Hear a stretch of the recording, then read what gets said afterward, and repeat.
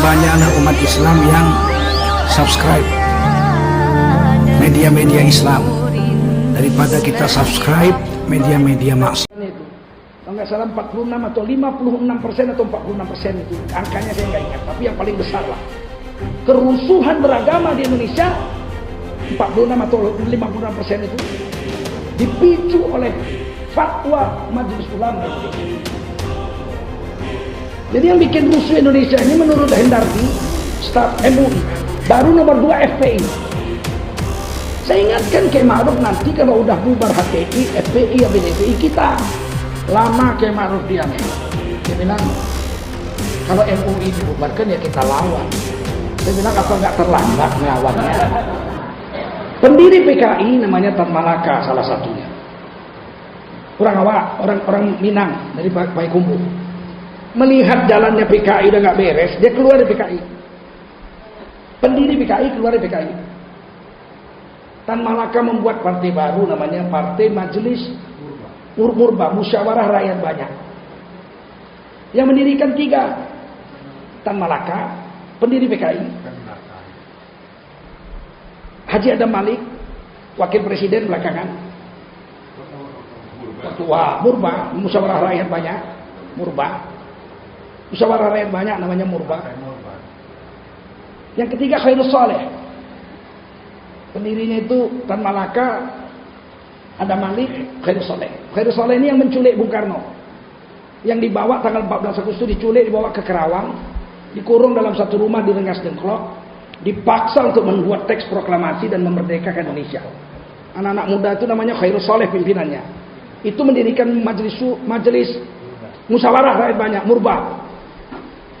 Dibekukan oleh Bung Karno Murba tahun 60 karena fitnah PKI.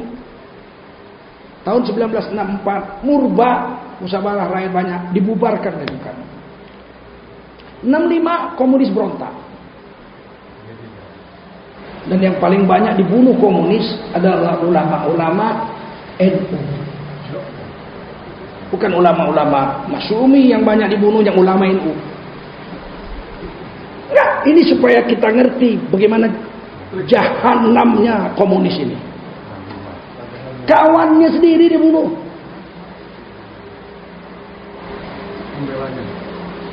Sejak dibubarkannya Masyumi tahun 60, 55 pun sudah mulai itu. Ini Masyumi menjadi kambing hitam. Pokoknya asal ada jahat-jahat dituduh Masyumi. Antek imperialis, antek Amerika dan Inggris. Pokoknya Masyumi itu sejahat-jahatnya kelompok musuh negara. PKI enggak, PKI dirangkul nasabah. Pokoknya siapa paling jahat di dunia waktu itu? Masyumi. Asal ada kejadian yang jahat-jahat, Masyumi. Di kambing hitam. Sekarang kejadiannya mirip. Perlu kambing hitam. KPK menolak dilemahkan. Taliban. Pokoknya harus ada Islam itu. HTI. HTI. Udah ada HTI. Sekarang mulai FPI. Saya katakan kepada Kiai Ma'ruf Amin, kalau HTI dibubarkan Kiai, kita setuju, MUI setuju, nanti FPI dibubarkan. Kalau FPI nanti sudah dibubarkan, maka yang dibubarkan terakhir adalah Majelis Ulama Indonesia. MUI akan dibubarkan. Sebab Setara Institut, pimpinan Hendardi Kumis, itu pernah membuat satu paper diserahkan ke Menko Polkam. Menko Polkam mau membuat kebijaksanaan, papernya itu mau diajarkan di seluruh Indonesia, dana dari negara. Saya mewakili MUI rapat di Menko Polkam. Saya baca keputusannya itu. Kalau nggak salah 46 atau 56% atau 46% itu angkanya saya nggak ingat, tapi yang paling besar lah. Kerusuhan beragama di Indonesia 46 atau 56% itu dipicu oleh fatwa Majelis Ulama Indonesia. Jadi yang bikin rusuh Indonesia ini menurut Hendardi, staf MUI, baru nomor 2 FPI. Saya ingatkan Kiai Ma'ruf, nanti kalau udah bubar HTI, FPI, ABDPI kita. Lama Kiai Ma'ruf diam. Dia bilang, kalau MUI dibubarkan ya kita lawan. Saya bilang, apa nggak terlambat melawannya?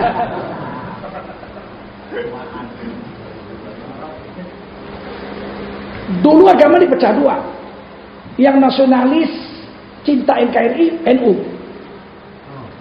Yang radikal antek barat, Masyumi. Memang harus dipecah dua Islam itu. Mirip sekarang. Sekarang yang nasionalis NU. Banser NU, mana pokoknya NU lah. Yang pakai serban jenggot jubah bukan NU, ini antek-antek. Antek-antek anti NKRI. Saya tidak memfitnah. Coba kita amatilah keadaan 5 tahun ini. Saya itu termasuk yang dituduh radikal. Saya ini pegawai negeri, 30 tahun jadi dosen. Penataran P4 saya, penatar P4 120 jam saya ditatar, Manggala namanya dulu.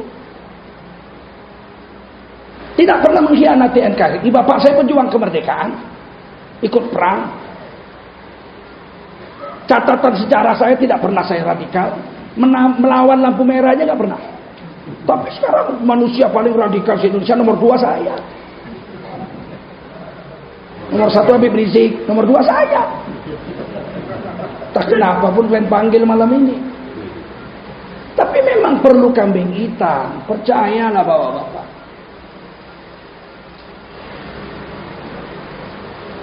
Diposisikan Masyumi dulu Salafi Wahabi, dulu namanya Wahabi. Masyumi itu Wahabi. NU nasionalis Islam. Sekarang sama aja. Orang-orang yang nggak setuju dengan rezim ini dituduh Wahabi, termasuk saya. Padahal saya bermadhab Syafi'i totok 100%. Dituduh aja Wahabi. Pengajian-pengajian dibubarkan. Mirip-mirip dulu lah. Dulu begitu juga. Ada yang angkat saya Ustaz Abdul Somad NU, bekas ketua NU di Riau. Saya bapak saya pendiri NU di Medan. Masa saya dibilang Wahabi? Coba, saya kunut subuh, tahlilan, hadiah pahala pakai Quran Al-Fatihah, begitu juga. Nggak salah bilangnya Fatihah, nggak gitu saya bilang. Al-Fatihah. Allahumma bismillahil Fatihah wa barakatil Fatihah, itu amalan kami. Tapi kenapa saya diusir pakai parang sampai ke tangga pesawat dan tidak ada satu pun yang ditangkap? Waktu di Kalimantan Barat tuh saya pakai parang ada 20 orang sampai ke tangga pesawat, sempat ditebas lagi kaki saya. Dan tidak ada satu pun yang ditangkap. Padahal tuh airport tidak boleh bawa gunting kecil aja ditangkap. Tidak ada proses apa-apa. Coba kalau yang datang itu Ibu Megawati, terus yang ngejar pakai parang tuh pakai serban Allahu Akbar. Kira-kira apa yang terjadi? Semua ditembak mati langsung di tempat. Memang perlu ada kambing hitam. Oleh karena itu, saya minta kita ini hati-hatilah. Jangan terpancing kita mengatakan itu kelompok ini kelompok keras, kelompok tidak. Kita orang Islam ini bersaudara, betul? Innamal mu'minuna ikhwah, betul? Kalau ada yang keras, ada yang lembut, udah dibilang Nabi itu. Umat Islam ini kal jasadil wahid, seperti tubuh yang satu. Tubuh yang satu itu coba kita lihat di cermin. Beda semua. Ada yang keras macam gigi. Dan gigi ini aja 3 macam. Gigi seri untuk memotong, gigi geraham untuk mengoyak. Gigi taring untuk mengoyak, gigi geraham untuk mengunyah. Gigi aja 3 macam. Gigi. Kalau merasa gigi lah yang paling hebat, bisa motong, bisa ngoyak, bisa ngunyah. Hebat rupanya tubuh kita kalau gigi semua. Dari kepala sampai kaki gigi semua. Kan gak hebat. Gigi 32 cukup lah. Di antara gigi ada bibir, lembut. Di antara bibir dengan gigi ada lidah, walisana wasyafatain. Ada satu lidah dikurung oleh 2 bibir. Di lidah itu memang lembut, tapi Allah mengurungnya 2 lapis. Lidah lembut, Gigi keras, tapi gigi menutup lidah. Kalau lidah ditutup dengan gigi masih bisa ngomong. Aku ini benci kali aku sama kau. Cekekkan batang leher kau nanti, masih bisa ngomong. Ditutup dengan bibir. Satu lagi, walisana wa syafatai. Kalau bibir sudah tutup, gigi sudah tutup, bibir tutup, bicaralah.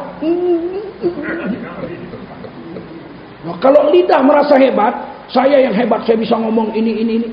Bayangkan kalau dari kepala sampai kaki, tubuh kita itu lidah semua. Jijik pun orang. Ada yang keras macam gigi, tajam, ada yang lembut macam lidah, ada yang setengah lembut seperti bibir, ada yang setengah lembut seperti kuping. Kalau kuping setajam gigi, robek kasur semua.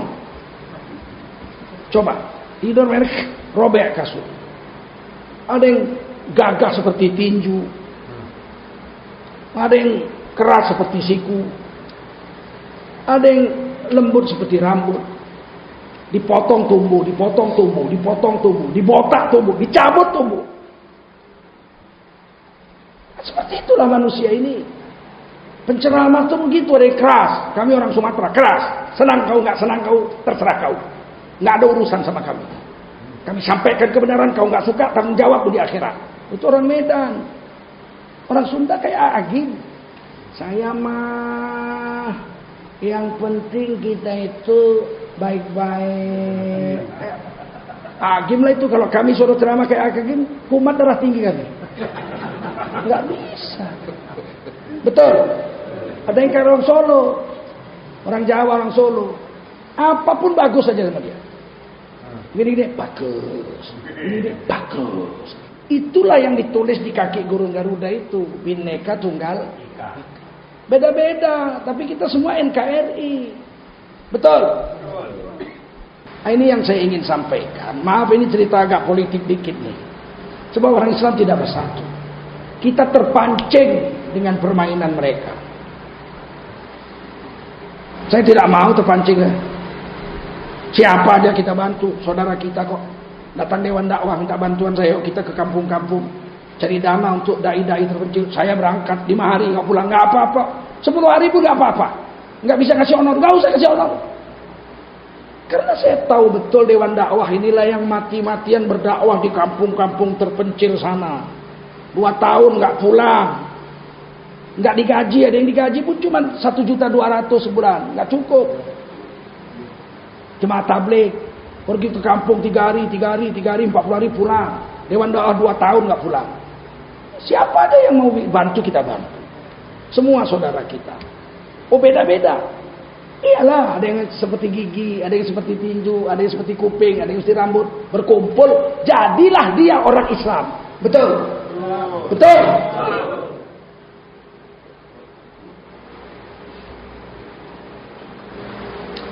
Terakhir, kalau orang Islam bersatu, nggak terlawan. Orang Islam di Indonesia menurut sensus terakhir 88,7%. Dari 262 juta rakyat Indonesia. Artinya orang Islam di Indonesia ini ada 230 juta. Tapi kita nggak ada kekuatan apa-apa. Kenapa? Kita nggak bersatu. Sudah secara paham nggak bersatu. Secara ekonomi pun kita pecah belah. Seandainya orang Islam tuh makan sehari makan lontong aja lah, lontong. Nggak pakai sayur, lontong putih itu aja dimakan 6.000. Makan siang lagi, lontong lagi, nggak pakai sayur, nggak pakai lauk-lauk, lontong aja 6.000. Malam makan lontong lagi 6.000. Satu hari orang Islam makan 18.000. Kali 30 hari itu sekitar 500.000. 230 juta rakyat Indonesia kali 500.000 sebulan. Makan lontong aja, nggak makan nasi kebuli, nggak makan ikan lauk-lauk, nggak, lontong tok aja. Itu orang Islam telah menyumbangkan uang untuk negeri ini dalam sebulan 115 triliun rupiah. Itu kalau makan lontong nggak pakai garam, nggak pakai kecap. Seandainya dia makan 10.000 pagi, 10.000 siang, 10.000 malam, warteg, itu 1 bulan 1 juta. 230 juta rakyat Indonesia makan warteg aja, nggak ada yang makan kebuli, nggak ada yang makan soto, nggak ada yang makan nasi padang, nggak ada, kemahalan 15.000, 10.000 aja. Itu berarti orang Islam untuk makan saja 230 triliun sebulan menyumbang untuk negara ini. Tapi kan kita nggak dihargai.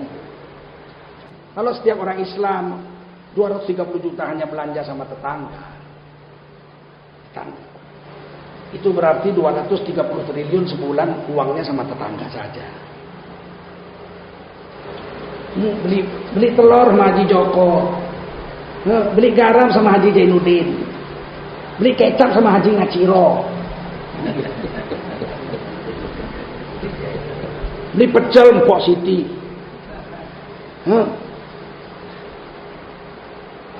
Itu bawah kita punya semua. Sehingga ketika ada dia punya Maret, orang kasih sama lu nggak laku lu, orang nggak mau beli sama lu, dia mau beli sama Haji Joko, Haji Jainuddin, dia mau beli Haji Ngaciro sama Haji Mina, Mpok Siti. Yang paling bawah minimal retail terendah minimal kita punya, nggak ada di warung tetangga. Beli ke pasar Pemda punya, pasar tradisional milik Pemda. Kalau tempat saya pasar Klender. Insya Allah dalam 5 tahun berubah nasib di bawah. Tutup dong mal-mal, biar tutup. Kenapa? Kita yang beli. Kalau malnya tutup dalam 2 tahun, kita yang beli. Tapi kita nggak mau. Orang Islam ini satu, memang doa Nabi 3. Ya Allah, jangan jadikan umatku mati kelaparan. Diterima Allah. Tidak akan ada orang Islam yang mati kelaparan. Nabi doa lagi, ya Allah, janganlah sampai umatku kalah perang sama musuh. Tidak akan kalah perang.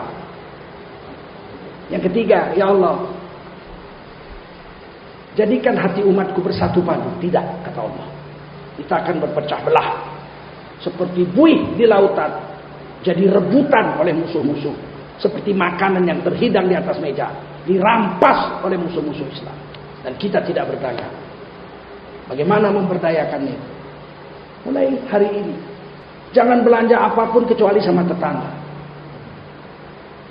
Kalau tetangga kita kaya, yang untung siapa?